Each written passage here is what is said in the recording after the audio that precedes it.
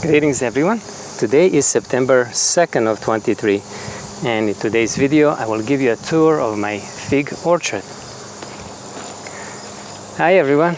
It's been a while since I showed you my trees in the main orchard, so today is a perfect day, finally dry and sunny.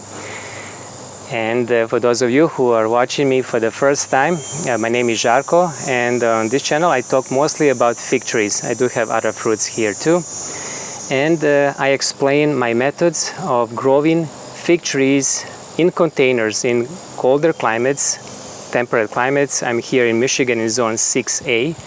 But if you are in zone 7 and lower and you wish to grow fig tree of any variety, even the latest ripening variety, I will show you how it is possible to ripen those varieties in the perfect timing outside under the sun, June, July, August, even now it's September. And watch my videos, my older videos, to see how am I able to do so, and with giving my trees ample head start. So indoor head start under the lights. And then I will show you also the trees that did not have this head start. They were just stored traditionally in a shed over winter, a long dormancy period, and I will show you the difference of their fruiting progression compared to these trees that had an indoor start. And as you can see now, these trees are looking just very nice and green, and there was a period about 2 months ago that it started that was much different. In fact, what you see here, and I'm gonna just show you up close what it looks like. All of these trees that you see here now, and you can see how green, nice looking they are, but they were all growing their leaves in the last 2 months. I had started this growth season, their growth season, back in January, and they had a very long season. I was able to ripen 62 varieties that I counted so far, and I have some they are gonna ripen in this month, in September. So very long season also stressed out these plants a lot too. They were tired. Their leaves, they had to transition from the growing indoors under the lights and then outdoors. So that transition went really well this year. I was able to preserve their leaves with a cloth shading instead of spraying them with a kaolin clay surround brand this year. And I'm very satisfied with how they took that transition. However, even though they had all that leaves, by July they felt really tired. I could tell by the leaves they were shrinking. Some of the leaves I will show you right now, like here this Bordisod negra rimada. This is a fresh growth, and this is a young plant, so not a perfect example, but that's how these leaves were looking. They were drying up, they were wilting, and they were falling. And at that point, I decided to do a method that I've been doing 20 years ago on my bonsai trees. And I did mention that I was involved with bonsai keeping starting in the mid-90s. I've been reading about bonsai since I was a kid, and finally in the 90s I was starting to read and learn as much as I can. In the beginning of the 2000s I had my first bonsai trees. So there is a technique that I use called defoliation for different reasons used on bonsai trees, but I did remember what it does. And at that point, when I saw that these trees are very tired looking, I defoliated my fig trees. So 2 months ago, month and a half ago, even month ago, this area here looked very, very different. And I purposely did not want to show my trees in that stage because I felt like some of you might be upset, I don't know, not understanding what is going on, and maybe even thinking that I did something wrong here. In fact, everything is perfect here. You can see the new leaves that grown on this Genovese Nero, for example. I'm very happy with the growth on these leaves. Okay, this is one that is older leaf.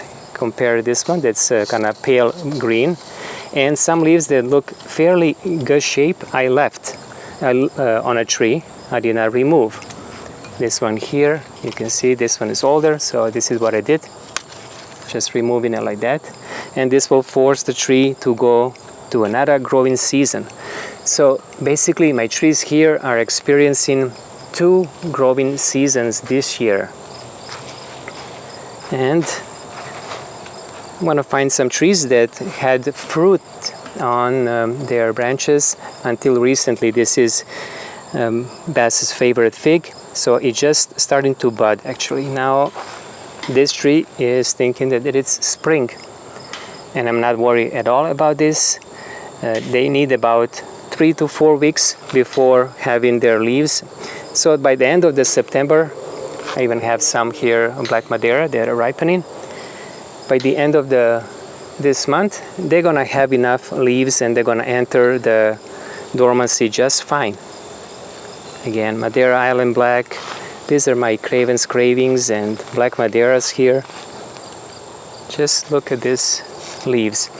Much, much healthier than when they first started. Again, another Black Madeira KK. And you can see here, for example, this was the area where I had some figs on it, so I left this old leaf, and now we have a new flush, new growth right there. Preto again. I was even able to do some air layering. I was too busy and left my trees tall, so I will do air layering probably next spring. Col de Dama Blanc. And what's happening now on my trees is, as they are growing their leaves, they even started with a new growth of the fruit. You can see the figlets are growing everywhere. So what this method had proved me so far is I'm pretty confident that I can now predict when can I produce fig trees. Earlier this year I made a prediction that I will eat Black Madeira, another tree that's just growing right now, Black Tuscan, that I will eat Black Madeira on July 4th. 4th of July I said I will have my Black Madeira ripen. I'll just go through these rows. And why was I able to do so? Well, if you watch my first video last year, season 22, in that video I had my first Black Madeira ripen on August 3rd. And knowing that I gave my trees early start and started in beginning of March, I simply deducted 1 month. This year I turned the lights in the mid-January, and they actually started growing in the February. So 1 month earlier, that would be beginning of July, and I was able to get Black Madeira. You can watch that video. I'm really glad that I made it. I almost forgot. By the time I went outside, it was 9 o'clock at night, and it was very dark. On camera, it doesn't show how dark it was, but it was very dark. Just a few here that I'm going to show you. This is Violetta. This apparently is a synonym for Black Madeira. And here again, you can see the old leaf. And the reason I left this one here is because it had a fruit right there underneath for the support. However, just check this. It's even showing now new growth of the figlets there. But look at the leaves. This is Violetta. How beautiful these leaves are. And a couple of more I'm going to show you, and then I'm going to go to the other area. This is another Craven's Craving with quite advanced growth of these figs. They're going to be ripened pretty soon. And again, another perfect example. This is Mario's 50 Casa di Lazzaro. And these fruits will ripen this month. Again, you can see this older leaf that I left. This is how the leaves were looking. They were looking very dry, very distressed, and I left these two so they can still keep a support for these two fruit and they can ripen. I need to confirm this variety. So my main goal this year was to confirm varieties, and I was very successful with that. Still some. This is Cardiel. I already tasted Cardiel. Black Iskia there in the back. So next year I will have more production on my trees. Another variety that I'm looking to taste first time, this is Césac. Very productive. And also I have to mention that my trees were up-potted in December. So all of these trees had to go through the stress of growing their roots and all of the other stresses to go through. So when counting all of that, they did fantastic this year. I'm very satisfied with this season. Next year I can do a little bit of change. I have something in mind that I'm not going to reveal right now, but it will be a very interesting change in this method. And what I was going to mention also, about the season of 23 was just one to remember. It was too wet here in Michigan. Many parts in US had a much worse. But I was constantly carrying these trees from this area and then into the shed enclosed with windows so I can ripen them there in a dry conditions. I even had the dehumidifier running in the beginning, and that worked perfectly. I mean, I was able to ripen all of those varieties, but it was a lot of work of me carrying the trees in of this area, then out. I don't know how many times I had to carry those, but I do feel quite strong now. It was a good exercise. All right, now let me just go around and show you my trees in the ground. And here I'm already making a video. I almost finished actually today. Maybe I'm gonna do a shorter version of it. I have two groups of trees, Hardy Chicago here and there, and I will show you the difference of what thinning to these trees can do to speed up the process of ripening. So just be on alert for my video. It's coming next. If you grow fig trees in the ground in colder climate, I will show you the method that will speed up the ripening of those figs. And here is my area with these trees that did not receive a head start under the lights. And you can see that they are now just starting to show first stages, swelling and changing colors. This is Gambino. Actually, it's fairly close. Very, very prolific variety.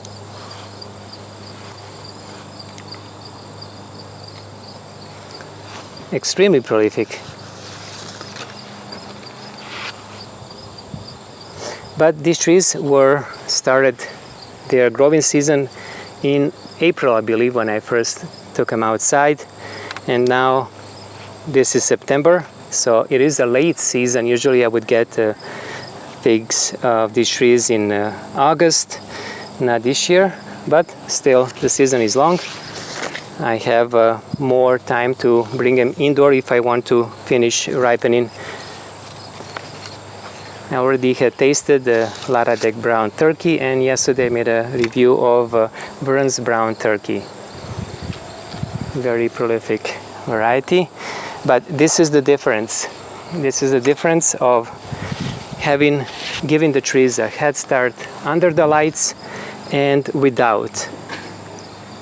Now, if you just keep these trees outside, you don't have a guarantee that they will have enough time to ripen. However, with a head start under the lights, you pretty much guarantee that you will have production from those trees. They're gonna ripen their fruit in time. And so you can check my older videos to see how I did that. I have to now conclude this video. I don't want to make it too long, but hopefully this was helpful so you can see the difference between these trees. All right, thank you for watching and have a great day.